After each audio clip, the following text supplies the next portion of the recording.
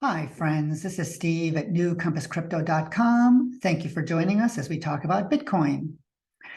For the purposes of today, I'm going to assume that you've seen the previous webinar, What is Blockchain, which goes into the more technical aspects of Bitcoin. So today, I'm going to focus on its practical uses. So Bitcoin is the world's first cryptocurrency and the world's first public blockchain ledger. It works because you can send or receive money, in this case, Bitcoin, to anyone, from anyone, anywhere in the world, as long as they have an internet connection or access to a cell tower. If you can send and receive a text, you can send and receive Bitcoin. What makes it different is that there is no middleman, meaning a bank or a government. This makes Bitcoin the world's first public digital payments infrastructure. And it's available to anyone. It is not controlled by any single company, corporation, or government. Before Bitcoin, if you wanted to send money over the internet, you had to use a private ledger, such as one from your bank. If two people use the same bank, a private ledger of one person would have a credit, and then the other person would have a debit. But it had to go through that bank. If you use multiple banks, then there would be multiple ledgers.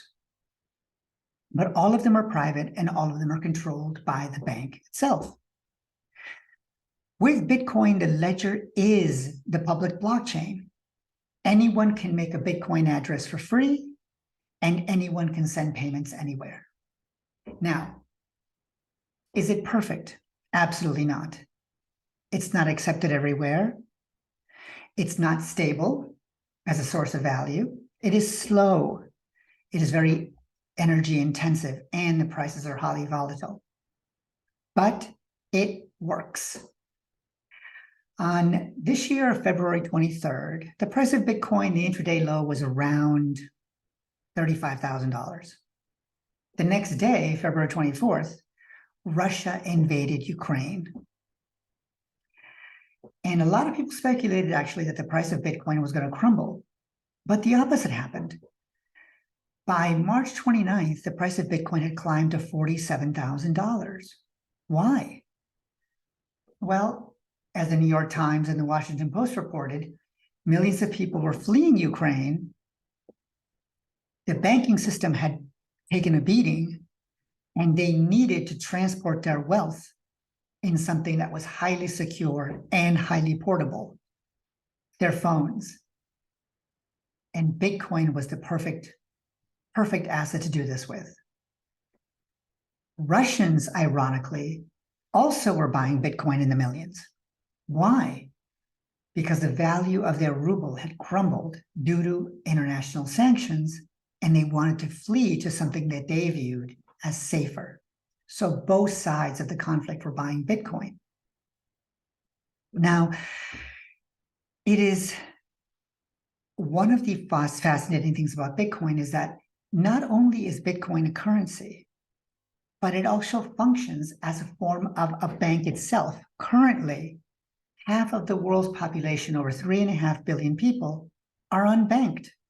That means they don't have access to the global banking system, and they don't have access to credit.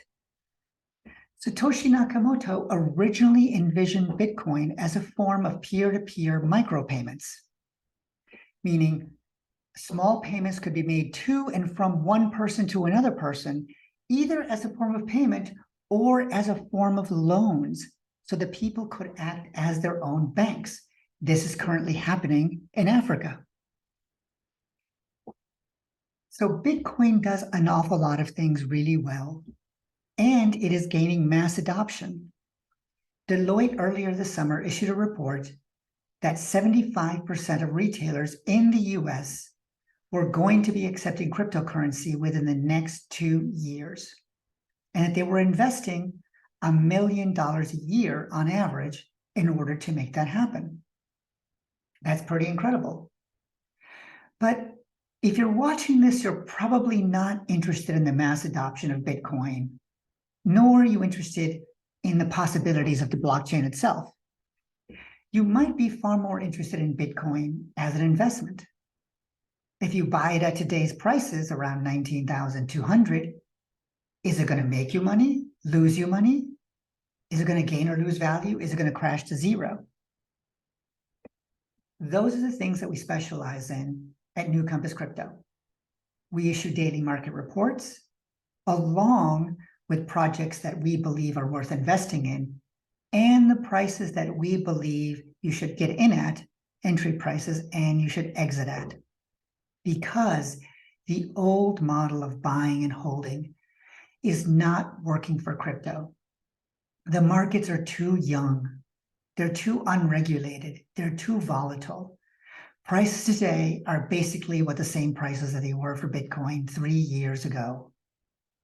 The only way to make money on this is to buy and sell, to know when you're buying and selling, and to know what macro and micro forces are affecting the price of cryptocurrencies. And that's what we do at New Compass Crypto. We're currently offering a 6-month trial program. We're offering all our services for free. Please join us. Also, please like and subscribe to the video. Take good care and see you again soon.